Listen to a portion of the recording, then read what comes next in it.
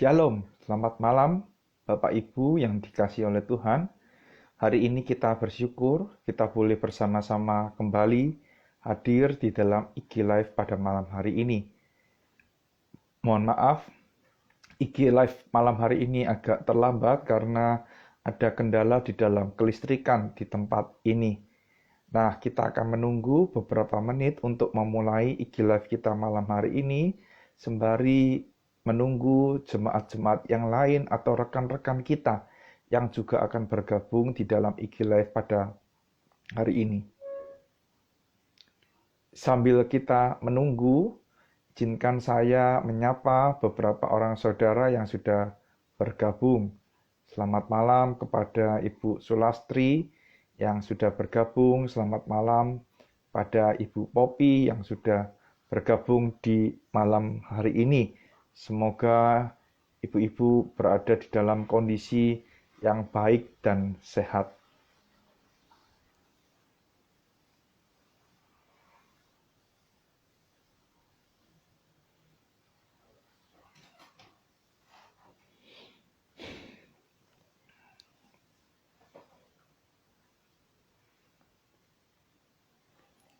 Ya, kita akan menunggu 1 menit lagi untuk menunggu saudara-saudara kita yang akan bergabung pada IG Live kita malam hari ini.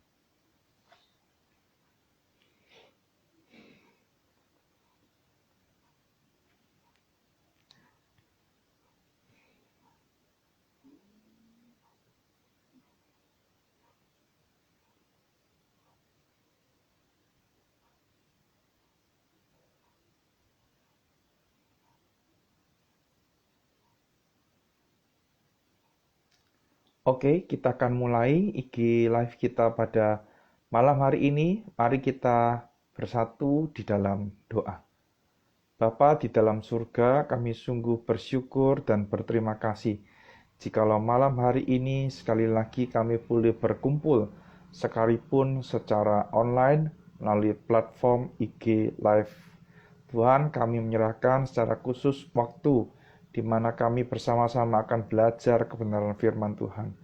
Kiranya Engkau sendiri yang memimpin, Engkau sendiri yang menyertai, supaya firman yang akan kami baca dan kami renungkan ini boleh menolong kami, bahkan boleh memberkati setiap kami. Tuhan, pakai hamba-Mu yang penuh dengan kelemahan ini untuk menguraikan firman bagi setiap kami. Dengar doa kami, di dalam nama Tuhan Yesus kami berdoa. Amin. Ya, Bapak Ibu, hari ini saya mengajak kita membuka firman Tuhan yang terambil dari Filipi pasal yang ketiga. Filipi pasal yang ketiga,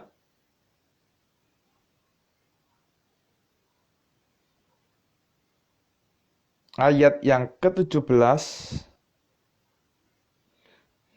sampai dengan pasal yang keempat, ayat yang pertama. Filipi pasal yang ketiga, ayat yang ke-17 sampai dengan pasal yang keempat, ayat yang pertama. Jikalau sudah menemukan, Bapak Ibu bisa memperhatikan, saya akan membacakan bagi kita semua. Demikian bunyi firman Tuhan. Saudara-saudara, ikutilah teladanku dan perhatikanlah mereka yang hidup sama seperti kami yang menjadi teladanmu. Karena seperti yang telah kerap kali kukatakan kepadamu dan yang kunyatakan pula sekarang sambil menangis, banyak orang yang hidup sebagai seteru Kristus. Kesudahan mereka ialah kebinasaan, Tuhan mereka ialah perut mereka, kemuliaan mereka ialah aib mereka. Pikiran mereka semata-mata tertuju kepada perkara duniawi.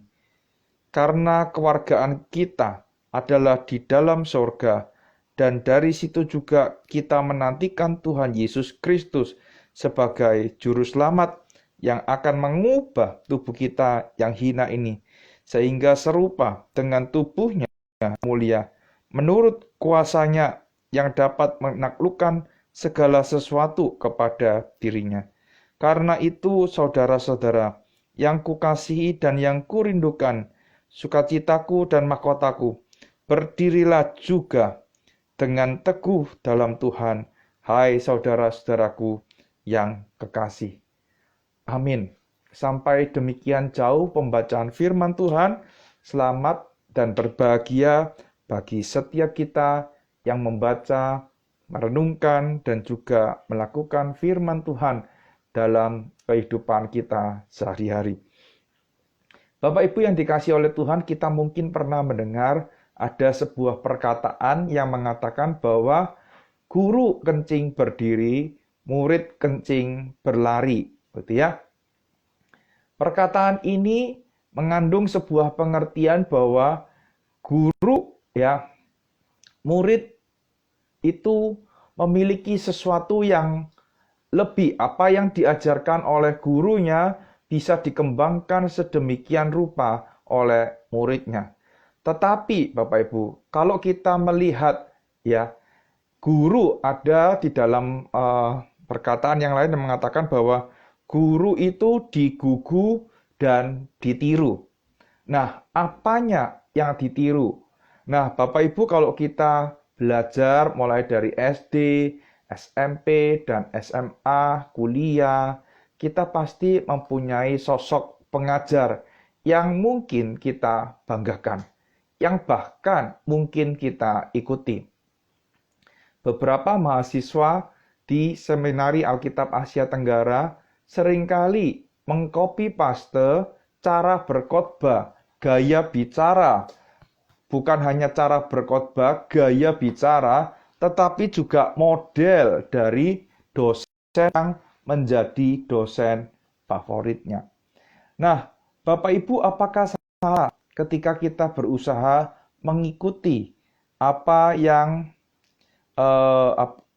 mengikuti perilaku, bahkan cara berkhotbah, bahkan pengajaran dari orang-orang yang kita kagumi? Tidak ada yang salah, Bapak Ibu. Kalau kita melihat di dalam kekristenan, maka kita justru, Bapak Ibu, kalau melihat di dalam bagian ini, diminta untuk mengikuti teladan Paulus. Bapak Ibu, apakah Paulus merasa bahwa dirinya sudah lebih baik? Apakah Paulus merasa bahwa dia itu adalah orang yang sudah sempurna? Tidak, Bapak Ibu. Paulus tidak sedang menekankan bahwa dia adalah orang yang sudah sempurna.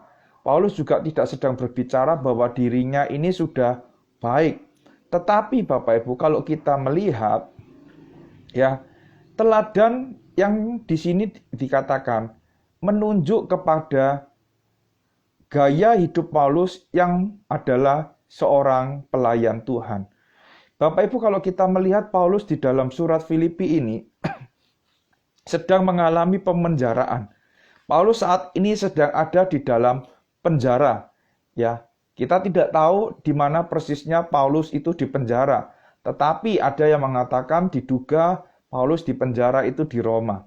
Nah, Bapak Ibu, kalau kita melihat ketika Paulus di dalam penjara, apa yang menjadi respon dari Paulus? Dikatakan apa?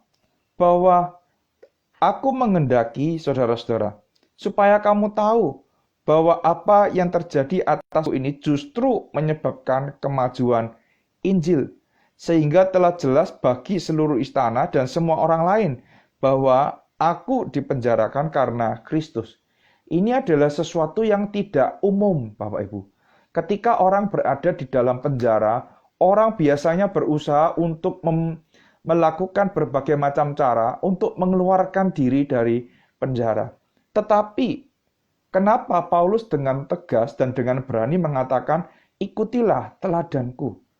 Yang diikuti adalah Bapak Ibu bagaimana Paulus hidup sebagai seorang hamba Kristus. Bagaimana Paulus hidup sebagai seorang pemberita Injil, sebagai seorang pelayan Allah. Tujuan utama Paulus bukan berpusat kepada dirinya, bukan berfokus kepada kesenangannya. Tetapi kalau kita melihat, tujuan Paulus itu berfokus kepada berita Injil yang ia punyai kepada Yesus Kristus yang telah menampakkan diri secara khusus kepada Paulus. Jadi Bapak Ibu, di dalam bagian ini Paulus meminta supaya jemaat-jemaat di Filipi itu boleh mengikuti teladan hidupnya. Justru di dalam kondisi yang susah, Paulus melihat bahwa kesusahan hidupnya ini bisa menyebabkan kemajuan Injil. Kesulitan-kesulitan yang ia alami sampai ia harus masuk ke dalam penjara membuat Injil itu semakin disebar luaskan. Itulah teladan yang dimaksud dengan Paulus. Ya, ketika dia meminta supaya saudara-saudaranya yang ada di Filipi mengikuti teladan Paulus. Nah, kalau kita melihat, ya, Paulus bukan hanya berbicara mengikuti teladan dia semata-mata, tetapi Paulus juga meminta supaya jemaat Filipi memperhatikan orang-orang lain. Siapakah mereka? Mereka yang hidup sama seperti kami yang menjadi teladanmu, yaitu para pelayan Tuhan yang lain, yang memiliki hidup yang benar, yang memiliki hidup yang kudus, yang memiliki hidup berfokus kepada Injil Yesus Kristus. Bapak Ibu yang dikasihi oleh Tuhan, hari ini siapa yang menjadi teladan kita? Siapa yang kita ikuti? Ya, teladan siapa yang kita ikuti? Apakah teladan-teladan para pelayan Tuhan?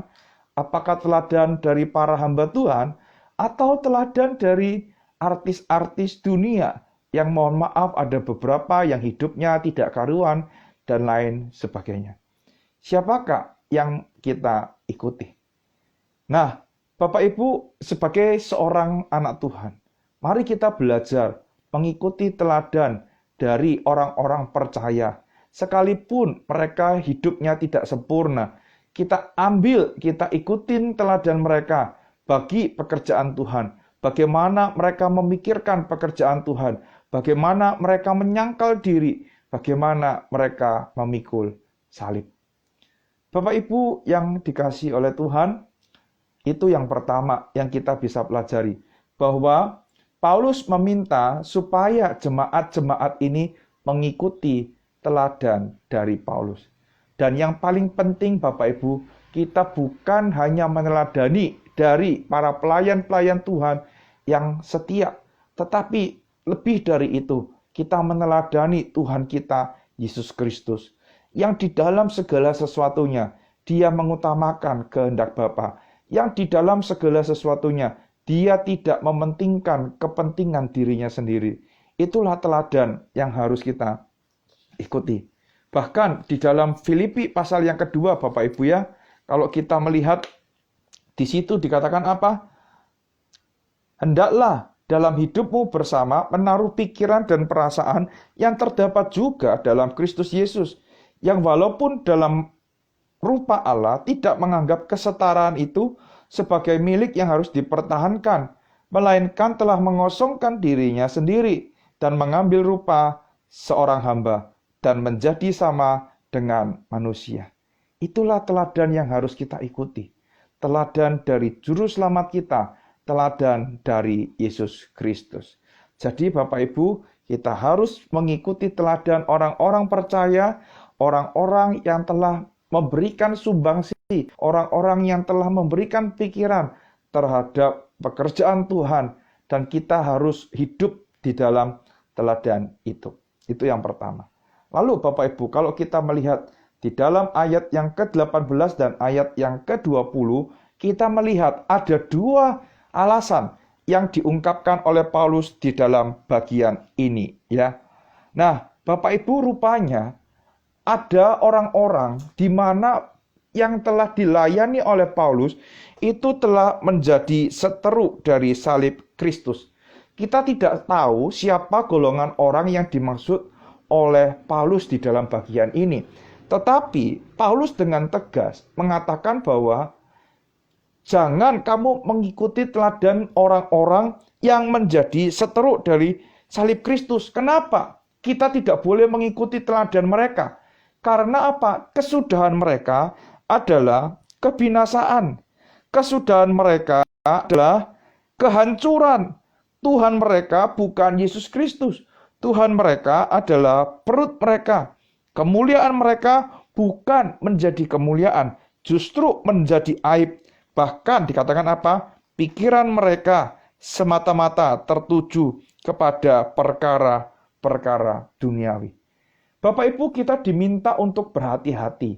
Kita diminta untuk waspada. Ketika kita memilih seorang figur untuk dijadikan teladan, maka kita harus hati-hati. Apakah memang benar dia adalah orang yang mengikuti Kristus dengan sungguh-sungguh? Apakah memang benar dia adalah pengikut Kristus yang benar-benar memikirkan pekerjaan Tuhan?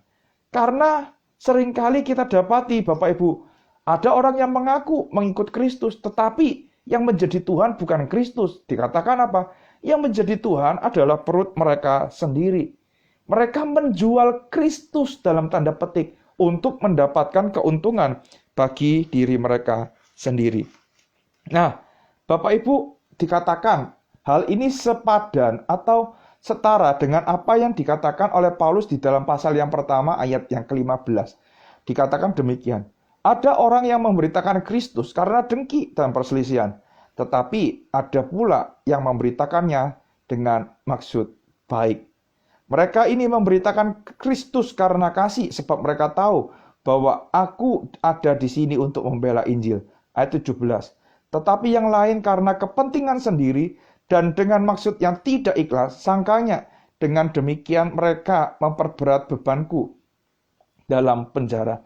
Bisa jadi orang-orang yang menjadi seteru Kristus yang dimaksud Paulus adalah orang-orang yang dalam tanda petik telah menjual Injil. Orang-orang yang telah mengkhotbahkan, yang memberitakan Injil demi kepentingan mereka sendiri. Ya, mereka melayani Tuhan bukan untuk kemuliaan mereka, tetapi untuk kepentingan diri mereka sendiri. Oleh karena itu dikatakan kemuliaan mereka adalah aib mereka. Pikiran-pikiran mereka tertuju kepada perkara-perkara yang ada di dunia. Oleh karena itu Bapak Ibu, ya, ketika kita mau memilih seorang figur, ya, atau seorang pribadi untuk dijadikan teladan, maka kita tidak boleh sampai mengkultuskan orang tersebut. Kita boleh mengikuti apa yang baik, melakukan apa yang baik, tetapi sesuatu yang tidak baik, sesuatu yang memiliki motivasi yang tidak murni, sesuatu yang tidak benar, kita tidak boleh ikuti. Karena apa? Karena akhir dari hidup mereka adalah kebinasaan. Kesudahan hidup mereka adalah kehancuran. Ya, jadi ada alasan yang pertama, Bapak Ibu. Paulus diminta hati-hati, Paulus meminta kepada jemaat Filipi supaya mereka berhati-hati ketika menjadikan seseorang teladan di dalam kehidupannya. Itu yang pertama. Yang kedua, Bapak Ibu, ya, kalau kita melihat alasannya yang pertama itu supaya hati-hati. Nah, Paulus juga mengingatkan bahwa sebenarnya siapakah kita di hadapan Allah. Dikatakan di dalam ayat yang ke-20, karena kewargaan kita adalah di dalam sorga.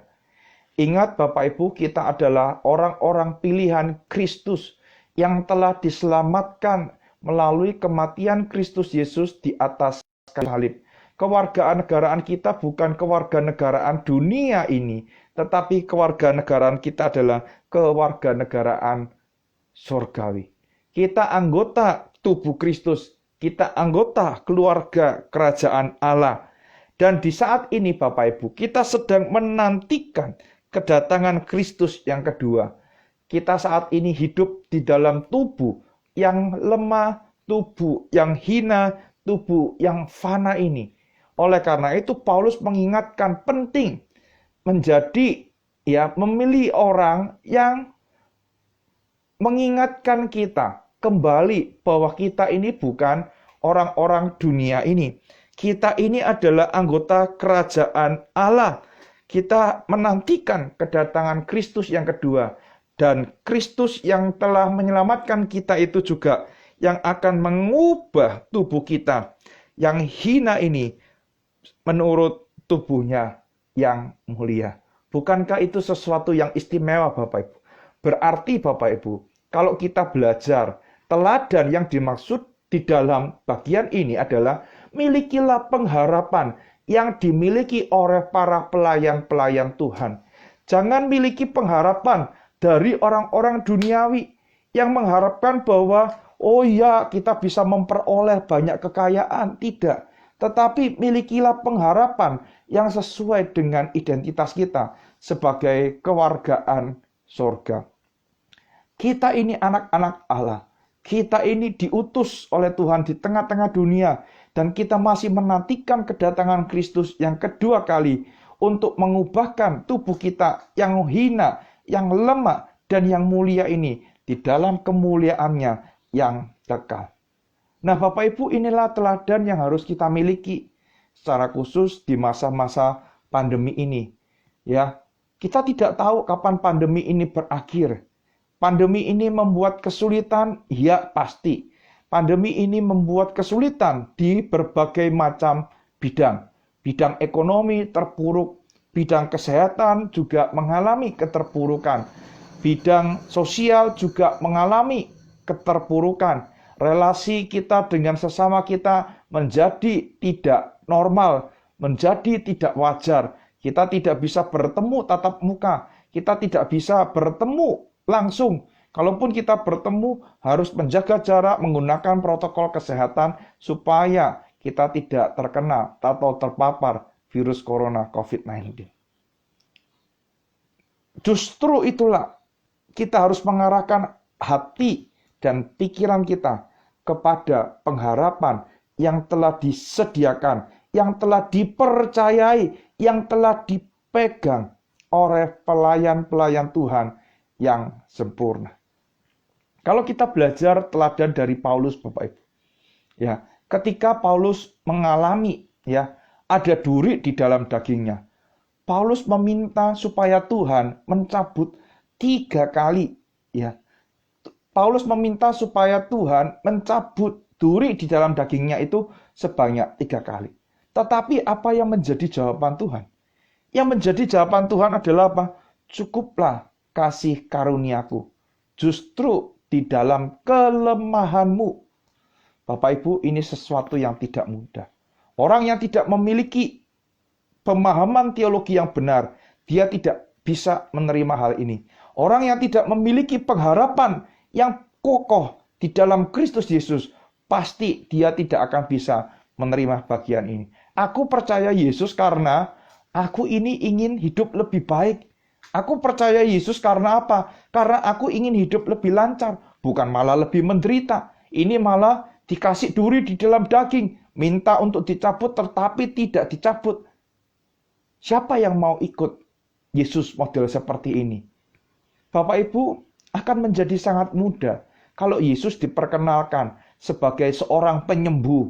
Yesus diperkenalkan sebagai seorang yang memberkati, yang mampu mengubah orang yang miskin menjadi kaya dalam sekejap. Akan sangat mudah. Tetapi akan sulit bagi orang-orang untuk percaya kepada Yesus yang mati di atas kayu salib, menebus dosa-dosa kita, mengosongkan diri, dan tidak menganggap kesetaraan dengan Allah itu sesuatu yang harus dipertahankan. Ya, memperkenalkan Yesus seperti itu tidak mudah. Bahkan untuk mengikuti teladan seperti itu tidak mudah. Seringkali kita protes, Tuhan aku mau lancar, aku mau enak. Tetapi ya ingat identitas kita. Kewargaan kita adalah kewargaan Allah, kewargaan sorga. Yang kita nantikan itu adalah tubuh yang akan diubahkan di dalam kemuliaan yang kekal itu. Tubuh kita ini baik karena diciptakan oleh Allah. Tetapi tubuh kita ini akan hancur karena kita akan mengalami yang namanya kematian. Dan kita akan dibangkitkan, memiliki tubuh yang kekal, yang tidak akan lagi mengalami sakit penyakit, yang tidak akan lagi mengalami yang namanya penderitaan di dalam dunia. Itulah pengharapan kita, Bapak Ibu.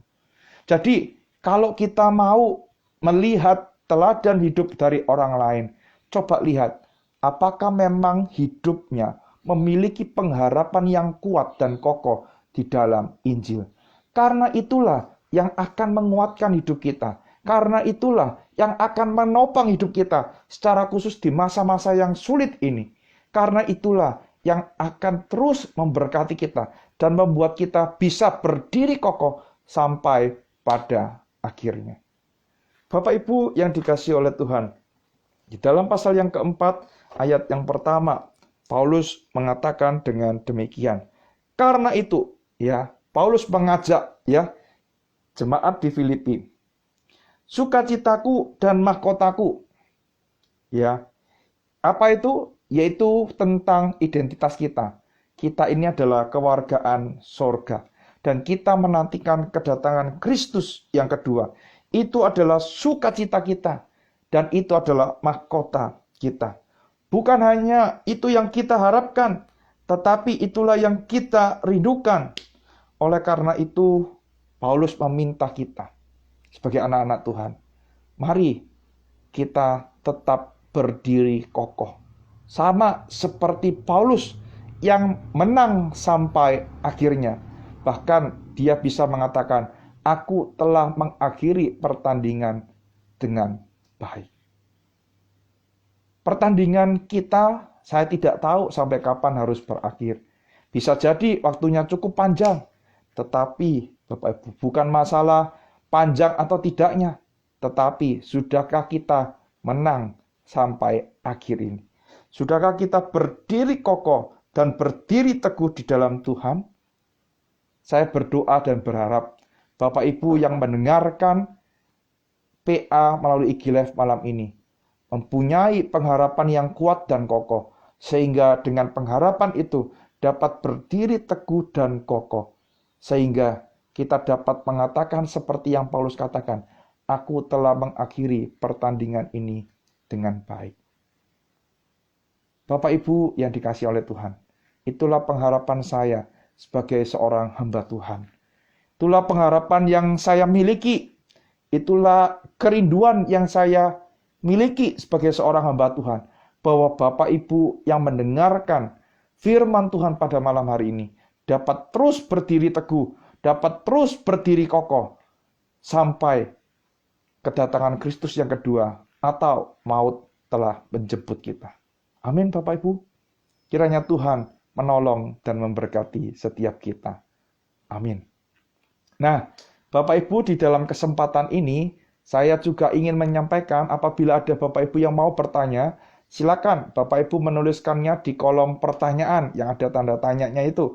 Nah, kalau ada pertanyaan, saya akan menjawab pertanyaan tersebut. Nah, sembari menunggu beberapa pertanyaan yang mungkin Bapak Ibu naikkan, ya, izinkan saya menyapa beberapa orang saudara yang telah bergabung dan mungkin masih bergabung di IG Live malam ini. Selamat malam untuk saudara Frankie, selamat malam untuk saudari Elizabeth, ada saudara Stephen, dan ada Bapak Ferry yang sudah bergabung. Ya, terima kasih sudah bersama-sama meluangkan waktu untuk belajar kebenaran firman Tuhan. Selamat malam juga untuk Bapak Ibu yang juga bergabung melalui channel YouTube kami di hari Selasa nanti. Kiranya Tuhan juga terus memberkati kita dan menguatkan kita melalui firman Tuhan yang telah kita baca dan kita renungkan. Nah, nampaknya belum ada pertanyaan yang masuk, maka saya akan mengakhiri IG Live kita pada malam hari ini. Mari kita bersatu di dalam doa. Bapa di dalam surga, kami sungguh bersyukur untuk firman-Mu yang sekali lagi mengingatkan kami bahwa kami diminta untuk mengikuti teladan orang-orang yang percaya kepada Tuhan. Karena melalui teladan mereka lah, kami dapat melihat pengharapan yang mereka miliki.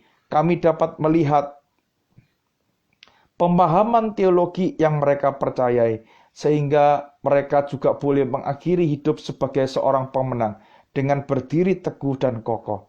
Oleh karena itu, ketika kami mengikuti teladan mereka, biarlah hidup kami juga memiliki kehidupan yang teguh dan kokoh, supaya kami pun boleh menjadi seorang pemenang sampai akhir hidup kami, sama seperti mereka yang telah menjadi pemenang itu.